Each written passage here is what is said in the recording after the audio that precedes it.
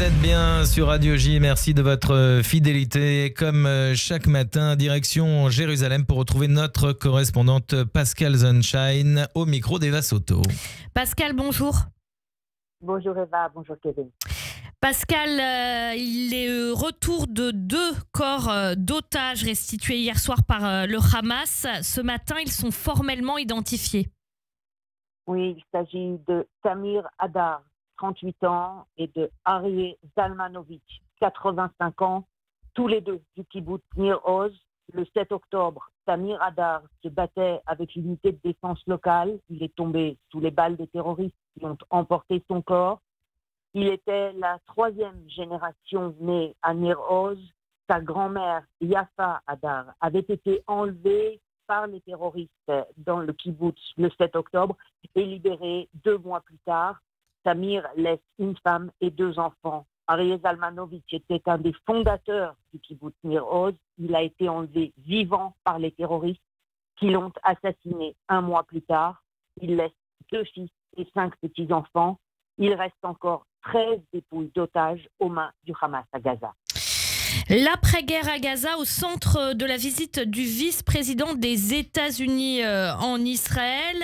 Alors, qu'est venu dire J.D. Vance? Quel message a-t-il fait passer? Il a tenu une conférence de presse hier soir. Oui, et ce qui est intéressant, c'est que J.D. Vance n'a pas commencé sa visite par un entretien avec Benjamin Netanyahou, qu'il rencontrera seulement ce matin.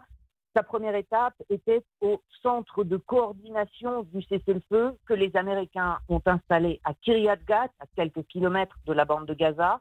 C'est là que le vice-président américain a tenu en fin d'après-midi un premier point de presse avec les 2 émissaires du président Trump, Steve Witkoff et Jared Kushner, et avec Landrat Cooper, le nouveau commandant du CENTCOM, le commandement des forces américaines au Moyen-Orient.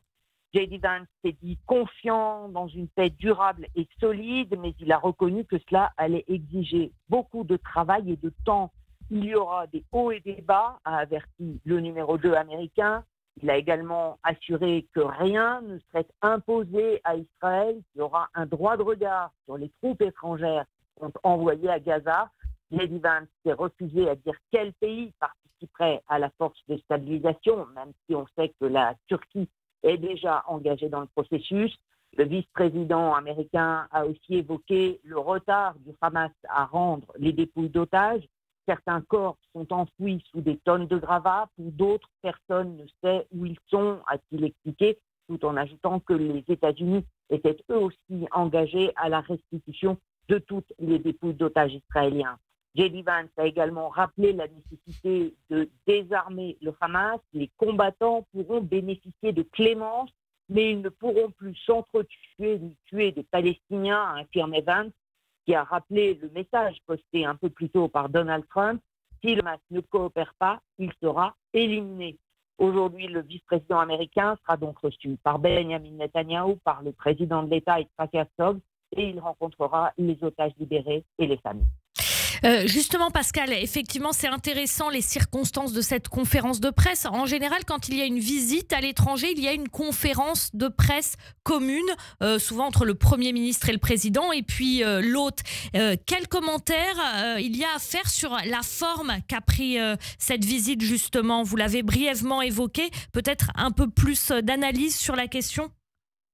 C'est évidemment un point fondamental. On voit que les États-Unis sont engagés activement, concrètement, directement dans l'application du cessez-le-feu et la suite de leur plan pour la bande de Gaza, et que cette fois-ci, ils ne se contentent pas de superviser de l'extérieur, mais qu'ils ont décidé d'être sur le terrain. Alors, il faut bien comprendre, et J.D. Vance l'a d'ailleurs répété, il n'y aura pas de boots on the ground, c'est-à-dire qu'il n'y aura pas de troupes américaines à l'intérieur de la bande de Gaza, mais à part ça, les États-Unis sont engagés absolument sur tous les points. Ils surveillent ce processus comme le lait sur le feu, et en gros, Israël ne peut plus faire une action à Gaza sans en avoir d'abord référé aux Américains. Ce centre de coordination installé à Kiryat Gat, qui doit d'ailleurs et qui a commencé à accueillir aussi des représentants d'autres pays qui devraient participer à la force de stabilisation et ensuite à la reconstruction, pour l'instant, reste un mécanisme essentiellement, majoritairement américain. Et là, c'est effectivement totalement inédit. On n'a pas vu ce format, par exemple, lors du cessez-le-feu entre Israël et le Hezbollah au Liban. Pascal, Binyamin Netanyahou a limogé son conseiller à la sécurité nationale, Tsari Hanegbi. Pourquoi? Que s'est-il passé? Alors, ce qui est intéressant, c'est que c'est l'intéressé lui-même qui a annoncé hier soir qu'il avait été congédié par le Premier ministre. Benjamin Netanyahou a fait savoir à Tsari Hanegbi qu'il lui avait trouvé un successeur. Et le conseiller à la sécurité nationale sortant a laissé entendre que c'était ses prises de position qui lui avaient valu sa révocation. Comme le chef d'état-major, il avait émis des réserves sur l'offensive contre la ville de Gaza au mois de septembre. Et il s'était aussi opposé au raid contre la direction du Hamas au Qatar le 9 septembre dernier. Donc apparemment, Tsari Hanegbi paye maintenant d'avoir émis une voix divergente au sein de l'appareil israélien sur la conduite de la guerre.